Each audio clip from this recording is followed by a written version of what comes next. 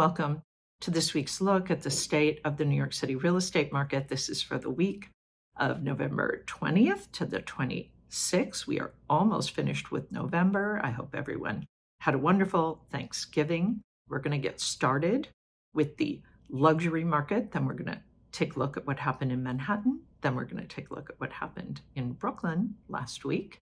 And then I'm going to sum it all up, give you my thoughts, my takeaways, and my recommendations for buyers and sellers in the New York City market.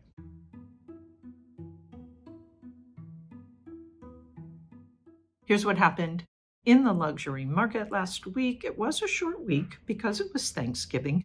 There were only 12 contracts signed. That's about half of what we saw the previous week. Not really a big surprise. Again, it was a holiday week, so there you go. 3 of those properties were in the trophy category, so properties that were priced at $10 million and above. 8 were condos, 2 were co-ops, 2 were townhouses, and they were pretty evenly divided between the uptown market and the downtown market. The number 1 contract signed last week was 1415 AD at 920 Fifth Avenue. It was asking $23,500,000. It was reduced from just under $27 million when it was listed back in October of 2021. This is a top floor duplex. It is a co-op. It has 5 bedrooms and 5.5 bathrooms. It has a living room with a fireplace, a 20 by 25 foot bedroom, and a second bedroom with a fireplace. All 3 of those have Central Park views. It has a formal dining room that also has a fireplace. This apartment needs to be renovated, and the monthly maintenance is pretty steep, over $17,000 a month. The amenities in this building include a doorman and a fitness center. The number 2 contract was a townhouse at 112 Waverly Place. It was asking a little over $13 million. It was reduced from a little over $15 million when it was listed back in May. It is 4 stories, 22 feet wide. It has a little over 6,300 square feet, and it's been divided into 4 units. It has a roof terrace, but no elevator. If we take a look at the stats for last week, the total weekly asking price sales volume is $109,285,000. The average asking price, $9,107,083. Median asking price, $6,857,500. Average discount from original ask to last asking price, 6%. Average days on the market, 429. Okay, so a bit quiet last week in the luxury market. Not totally surprising. As I mentioned, it was holiday week, so it was a bit of a short week. We're going to take a look now at what happened last week in Manhattan. If you have any questions about the luxury market, though, please post those below.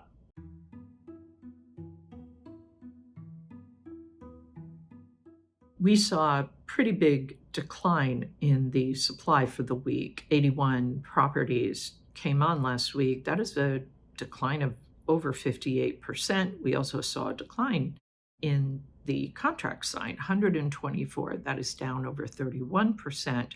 And the off-market properties, 177, down over 29%. The monthly view shows us similar story for the supply, also down 37%, 1,053 for the month. Contract signed, 719, down a little over 7%. Big rise in the off-market properties, 975. That's up almost 66%.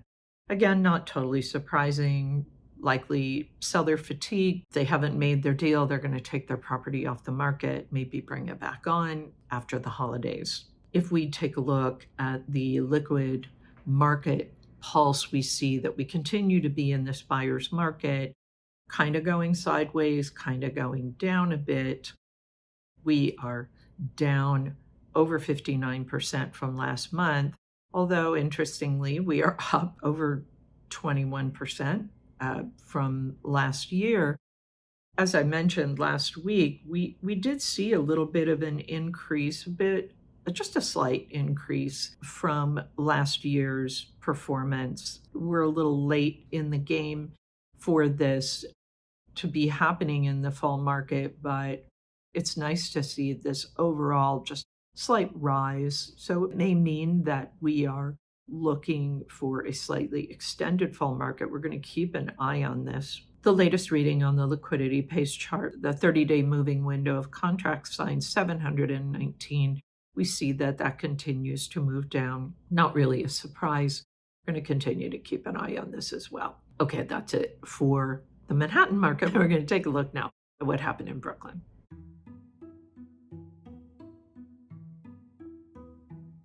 So in Brooklyn, we also saw the supply down. 78 properties came in the market last week. That is down over 45%. Contracts signed down almost 51%. 62 contracts signed last week.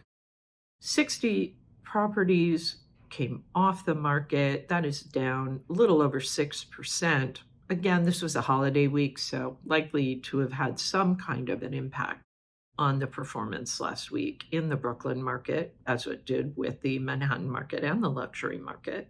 The supply for the month in Brooklyn, 755, down over 15%. Contracts signed up 500. That was just under 1%. Off-market properties, 412. That rose over 40% for the month. Just as with Manhattan, we are seeing that Brooklyn is in a buyer's market, continues to be. We've been in this pattern for a while. We're not really doing very much in Brooklyn, just as we are not doing very much in Manhattan. We're kind of going sideways, maybe down just a smidge.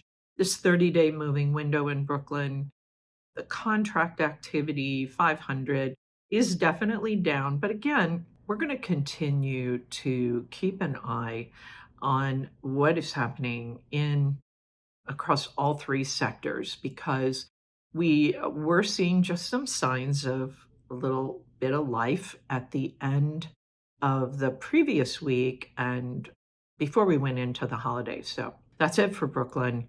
And I'm going to shift now. I'm going to give you kind of my overall thoughts and takeaways of my advice to buyers and sellers who are active in this market. So we saw 12 contracts signed in the luxury market. Again, it was a short week. Half of those properties were uptown, half were downtown. 3 were in the trophy category, meaning 10 million and above. The rest were in the 4 million and above category of the luxury market. We're going to continue to watch the luxury market because the week before and the week before that, the luxury market was marching along pretty well. Both the Brooklyn and the Manhattan markets are kind of performing in the same way.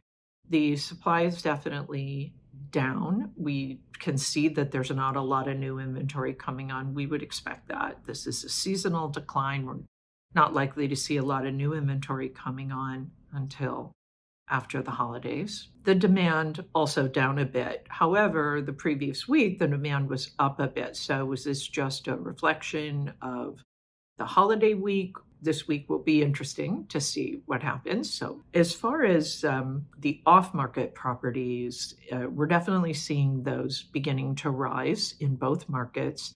And that also makes a certain amount of sense. We typically see that when a market is kind of concluding, when it would normally be concluding. Sellers do take their properties off and then they kind of regroup and bring them back on when they think the market's going to be a little stronger for them. So let's see if this trend also continues with the off-market properties. So sellers, what does this mean to you? I'm going to say what I said to you last week, that days on the market really matter. And if you still have your property on the market and you want to sell in this market, the sooner you get your deal done, the better. It is essential to your success and that you get your deal done as quickly as possible, because you can see from the chart that the number of days that you are on the market affects your value. Buyers perceive that the longer you are on the market, the less to them it is worth. And so if you can get your deal done sooner rather than later, you will make more money. Buyers, this continues to be your market and you have less competition, you have more leverage. This is likely to be it for inventory until at least after the holidays, possibly even early spring. Keep in mind though, just as with everything in life, nothing lasts forever. So if you see something that you like, be sure to be making your move and don't wait around thinking that you've got all the time in the world. That's it for this week's look at the state of the New York City real estate market. I will be back next week with the very latest news on what's happening in the New York City real estate market. As always, my thanks to Urban Digs and the Olshan Luxury Market Report. The work they do helps me to help you to make great decisions. I'll be back next week. In the meantime, take care.